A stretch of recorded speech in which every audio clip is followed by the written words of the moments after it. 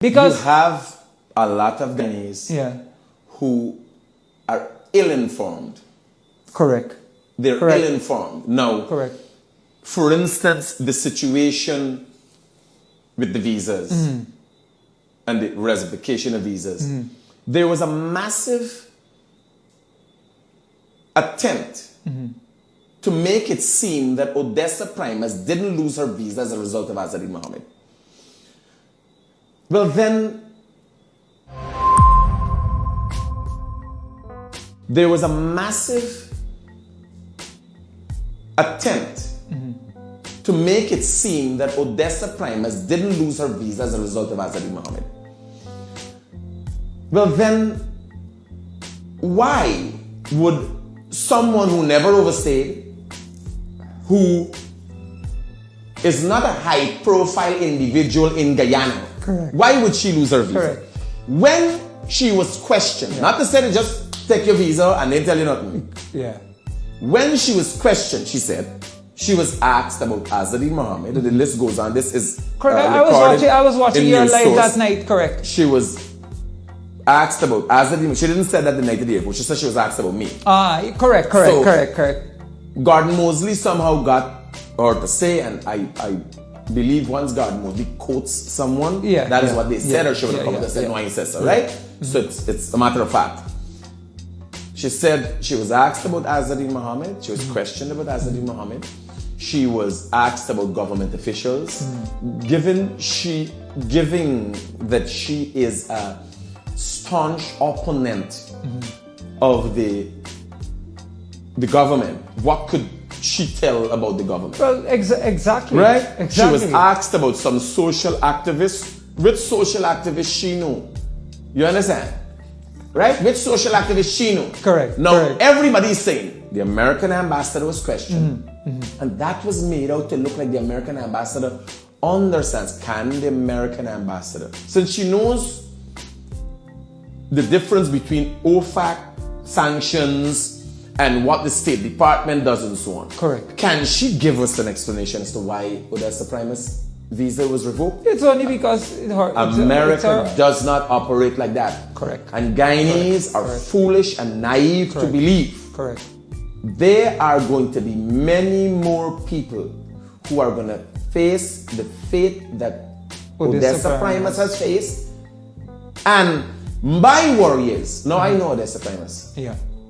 Fun-loving gal, mother, right? Because Odessa Primus used to work for me. Correct. We had a radio program. We used to co-host together. And she would, I gotta do things with my children. Yes, and she gotta do this. She's always she's a hustler then. She's a hustler. She's trying. She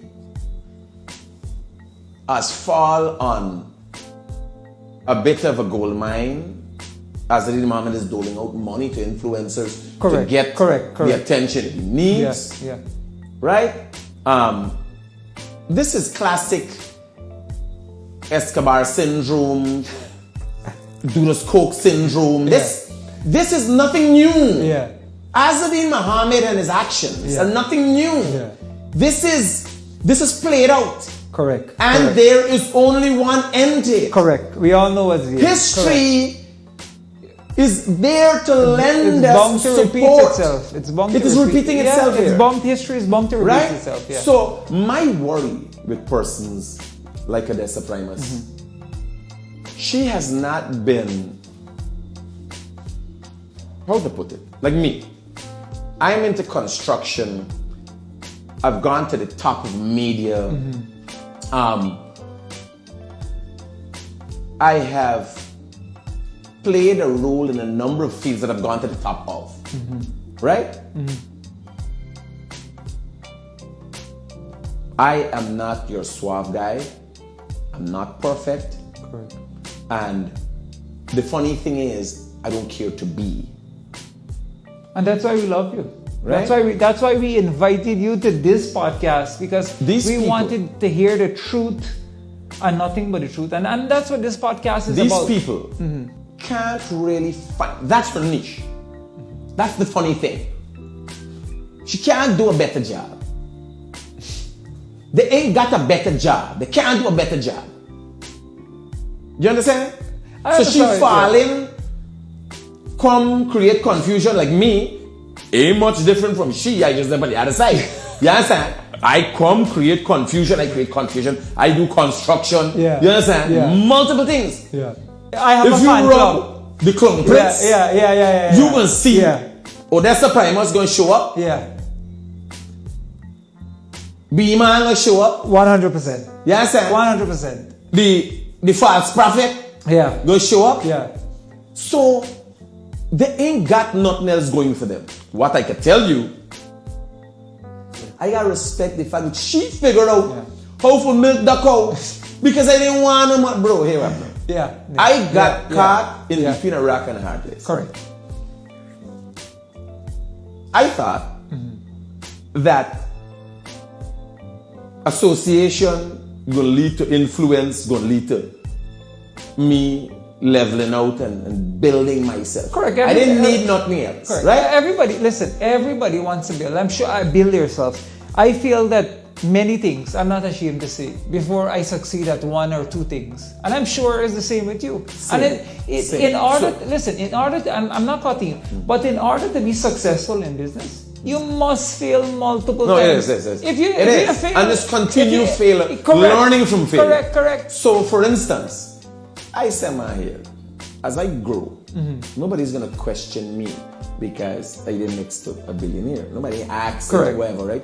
But again, they showed where the funding was. Correct. Right? Correct. So if it's 7 million, and at 12 million they paid on an excavator, obviously that could not have afforded me billions of dollars in assets that I have now. Correct. Right? So when I realized that me money can get tainted now, I can get sanctioned. Partner, I start doing the canary. Correct. I said, don't know this, I don't wanna. Here, this correct. is no joke. We noticed when you do the canary because we stopped seeing you after a while and we were wondering. I had the option.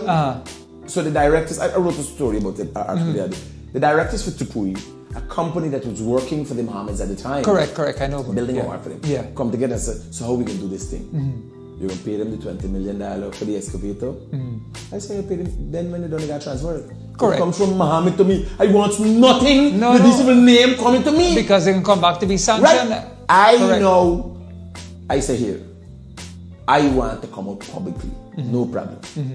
You know, a year after, maybe a few months, if somebody asked me,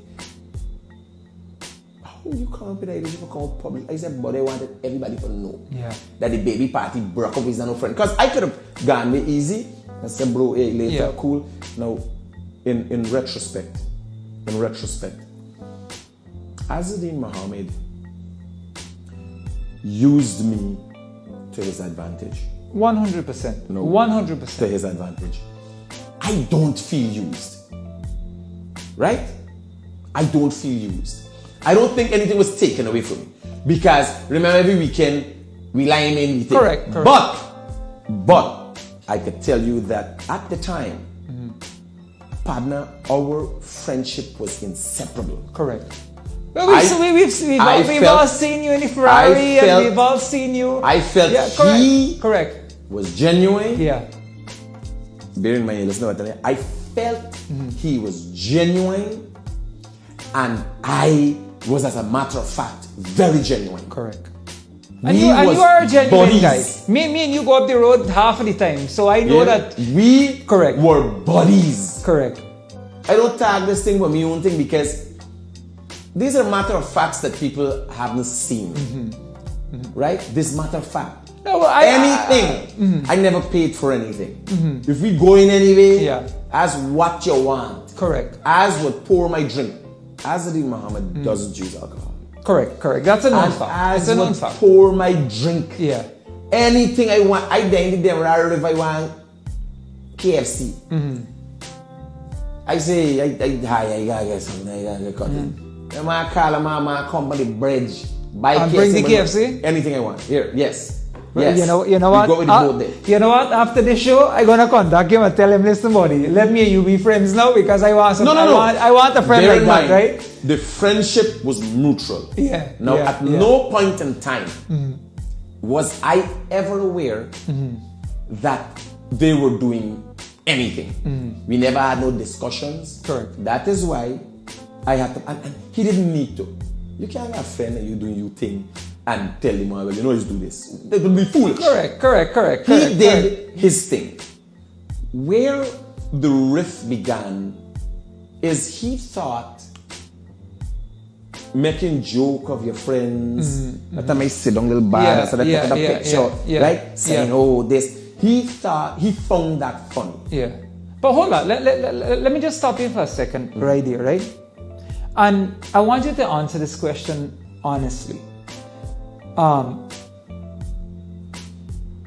know, and the public knows, but I want to know if you know that you are the one that made Azadeen Mohammed who he is today and how popular he has become. Well, bear in mind. But I want you to answer because because I think you don't give yourself enough credit for that. To be fair, I have brought Azadeen Mohammed to the forefront on social media. Which Azadeen Mohammed is an inherent child, a child who inherited a lot of money from a father. That's a different. He is already there. Correct. So when we say me making Azadeen Mohammed, making him famous, making the public aware of who Azadeen Mohammed was. Correct. I could say, correct, and he can't deny it. Correct. I could say, we were doing a live at time driving on the road. I tell you, someone here, philanthropy is it. Giving is like power. Once you got forgive, you give. Correct. We driving, going to Lynn, I said, partner, you all. Before that, the Mohammeds were always giving. As Muslims, they were always giving. That comes from the father, right? No, correct. But You give them credit for that. This is a philanthropy with purpose. Definitely. Definitely. I don't know the exact term how to put it as used by them. Yeah. But it was seen before. Yeah. Pablo Escobar did this. Dudas Coke did this. Right? This is to garner a specific or with specific intention, right? In my case, when I had very little, I used to give a lot. Now, it's become very difficult because there's a phase in my life where I'm growing and rapidly.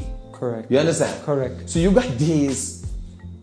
You borrowing at 20 grand in the pocket? Oh, I understand. As a like businessman, I understand. A day in the morning, the boss, we get 50 million for this project. Yeah. And by the time the afternoon done, done sign every checks and the checks gone. Some people in your pay.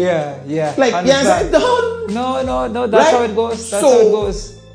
It's not afforded me. I'm thinking when I'm level out a little more, I would go back to my philanthropy. I do a lot of things behind the scenes. I no longer show it. I feel embarrassed now. You take it to a different level. You know what? When you do philanthropy, you don't need to. Once you're doing it from your heart and not to show the public, then there's no need to. You do it out of your own goodwill, and that's what I believe. I used to show. Yeah.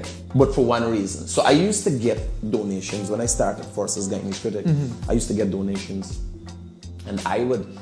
So I started with about people send $50 to me, 10 grand. This is 50 US. 50 US dollars.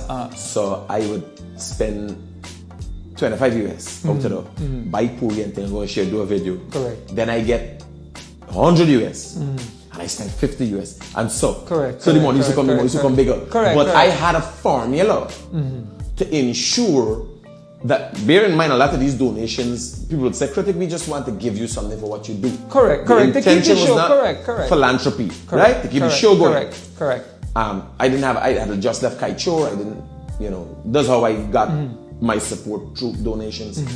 And I had a formula where I gave half of all that I received. Yes, very commendable. Very commendable. You understand? And the reason I used to do the lives, if you would listen to my lives when I was doing philanthropy, I would say, and this was sponsored by Auntie Ting and Son, so she sent me money and so. Right? So you know. Yeah. And then the live used to consist sometimes if I'm going to spend 10,000, I buy the puri. I say, hey, give me so much of puri. I started live in the morning, throw it in the cash, I got so much of puri, I got so much of. cool down. There's a juice in the bag. Correct. So, and then I go and share it out. So it was a transparency thing more than showing people, but it grew. Yeah. And then I got together with Terry and Roshan from New York, We Tunes, and they started bringing things. We started sharing out wheelchairs and all these things. Yeah. And then when I started off, when I became independent, I got a job, I got my studio, and money started flowing for me. I cut it out. Never again. If somebody said, Critic, I said, no, I can hook you up with a person. Yeah. I want none to do. I would highlight it. Yeah. But I want nothing to do with you handing me nothing. Yeah. You understand? No, I completely understand where you're coming from. But it's the same thing, you know. We do a lot of philanthropy work, my dad and I. But we do it we don't need to show anybody. We've thanked God what we've been blessed with, bro. And to be honest with you, we work hard for it. And there's no need. We feel. I mean, other people might have other opinions, but we feel that we don't. There's no need to go and show that. And coming back to a small topic, given a small engine here and a broom here and paint over a lady house here and doing a thing, it's great, right? But you see, the public is not stupid. The public is starting to see what's happening. Because now people are becoming very vocal about it. I am becoming vocal about it, and I'm sure tomorrow a shitload of news will come out about me, and they're gonna say I'm heavy on the Ozempic, and I want to get to that fact that I didn't use Ozempic. I can afford it, right? God has blessed me, and I work 16, 17 hours a day. I'm sure you do as well. You're into construction. You know what time you gotta wake up. I think a morning you dig a hollow. I think a morning you dig a hollow for me. By this is the time you just wake up, right? And one, you gotta grind. Two, I am comfortable with who I am. I just did a nose job. I did a tummy tuck. I don't want to be fat. If I can afford to do plastic surgery and make myself look better and make myself feel better, then I'm happy about it. To be honest. Any butt plants in the horizon?